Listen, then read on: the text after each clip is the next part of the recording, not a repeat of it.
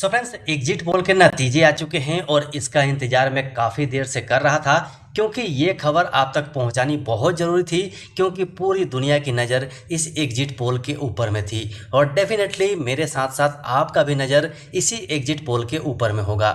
और जैसा कि एग्जिट पोल का नतीजा आया है उसके हिसाब से बीजेपी गवर्नमेंट बनने वाली है। मतलब साफ है कि मंडे के दिन लोग दबा के आंख बंद करके ब्लाइंडली शेयर मार्केट में कूदेंगे और वहां पर खास करके पीएसयू स्टॉक को अपने कब्जे में लेने की कोशिश करेंगे। लेकिन ऐसी गलती आप मत कीजिएगा, मंडे को अवॉइड कीजिए। 5 तारीख के दिन आप अपनी होल्डिंग बनाइए। ऊपर मिलता है तो थोड़ा महंगा मिल जाएगा और नीचे मिलता है तो थोड़ा सस्ता मिल जाएगा, इतना ही होने वाला है। लेकिन एग्जिट पोल के ऊपर में 100% विश्वास हम नहीं कर सकते। सो चलिए सबसे पहले हम समझ लेते हैं कि एग्जिट पोल है क्या। एग्जिट पोल का सीधा सीधा मतलब है कि वो जो एंकर्स लोग हैं जो न्यूज़ के माध्यम से जुड़े हुए हैं वो लोग लोगों से जाके बातें करते हैं।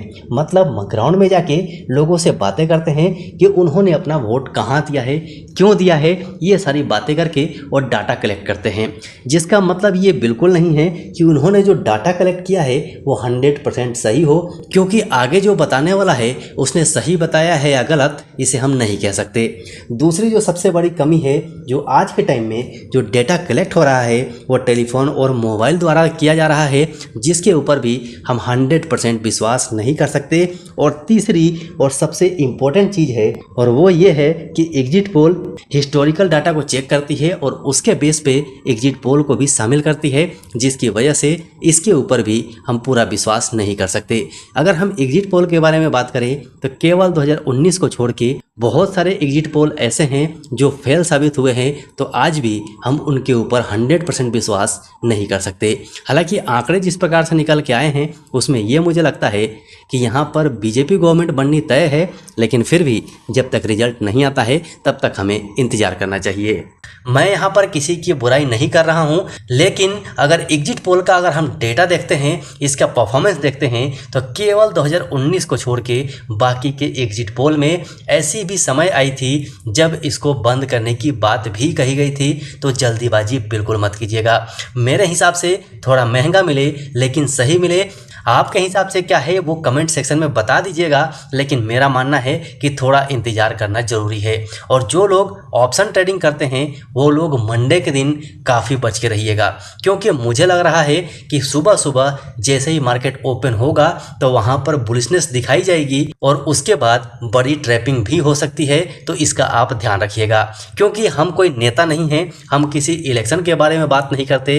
देश हमारा है, हमारे देश के लिए मेरा सब कुछ कुर्बान है। लेकिन फिलहाल के टाइम में हम शेयर मार्केट में हैं तो हम एक बिजनेसमैन हैं, हम एक इन्वेस्टर हैं। तो इन्वेस्टर की निगाह से देखेंगे कि मार्केट में हमें क्या देखना चाहिए, जो ब्रोकरेज हाउस हैं वो क्या कह रहे हैं, उनके हिसाब से क्या डेटा निकल के आ रहा है, जिसके बारे में हम पहले भी बात कर चुके हैं।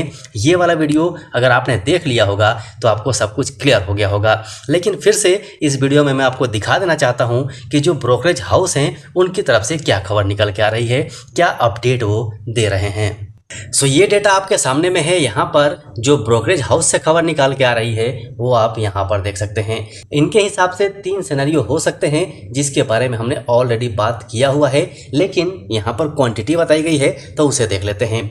इनका कहना है कि मार्केट में बुलिशनेस तब रहेगी जो रैली हम कह सकते हैं उसमें बीजेपी को 325 प्लस सीट आए और एनडीए को 360 प्लस सीट आती है। तो यहाँ पर मार्केट में फास्ट मूवमेंट देखने को मिल सकती है जो ऊपर साइड में होगी।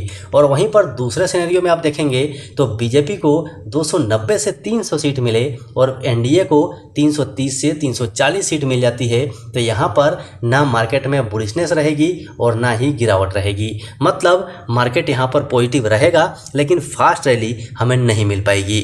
यहीं से तीसरे सिनेरियो में अगर हम बात करें जिसमें बिल्कुल क्लियर कहा जा रहा है कि बीजेपी की गवर्नमेंट ना बने और इसके एंटी पार्टी की गवर्नमेंट बन जाती है, तो यहाँ पर शार्प सेलिंग मतलब बड़ी गिरावट आ सकती है। और इन तीनों सिनेरियो के ऊपर में हमने कल के दिन ही बात कर लिया था। अगर आपने वीडियो नहीं देखा होगा तो वो आपकी गलती है, या तो आप हमारे स्टॉक से फैमिली में शामिल नहीं होंगे, चैनल को आपने सब्सक्राइब नहीं किया होगा, या फिर आप भटके हुए हैं। तो आपसे रिक्वेस्ट है कि अभी भी अगर आपने चैनल को सब्सक्राइब नहीं किया है तो कर लीजिएगा और बेल आइकन को ऑन कर लीजिएगा। सो आशा है कि मंडे के दिन बहुत संभल के काम करेंगे, क्योंकि मंडे का दिन हमारे लिए इम्तिहान की घड़ी है और इस इम्तिहान में मैं अकेला नहीं, मेरा पूरा स्टॉक सही फैमिली पास होना चाहिए, ये मेरा मानना है। ऊपर वाले से मेरी कामना है कि मेरी पूरी स्टॉक सही फैमिली को आने वाले टाइम में बहुत ज़बरदस्त फ़ायदा होने वाला है। तो आशा है सब कुछ आपको क्लियर समझ में आ गया होगा और आप पूरी ध्यान के साथ मार्केट में मंडे के दिन रहेंगे। कोई भी जल्दीबाजी नहीं करेंगे, कोई बड़ा कैपिटल इसके अंदर में इन्वेस्ट नहीं करेंगे। सो फिर से याद दिला देता हूं कि अभी भी अगर आपने टेलीग्राम चैनल को ज्वाइन नहीं किया है तो पक्का ज्वाइन कर लीजिए, क्योंकि टेलीग्राम चैनल आपके लिए बहुत ज़रूरी है। वो ऐसा जगह है जहां से बिना वीडियो के भी आपके पास अपडेट पहुंच जाएंगे। उसका लिंक आपको डिस्क्रिप्शन बॉक्स में मिल जाएगा। सो अभी के लिए वीडियो में इतना ही, फिर मिलते हैं अगले वीडियो में।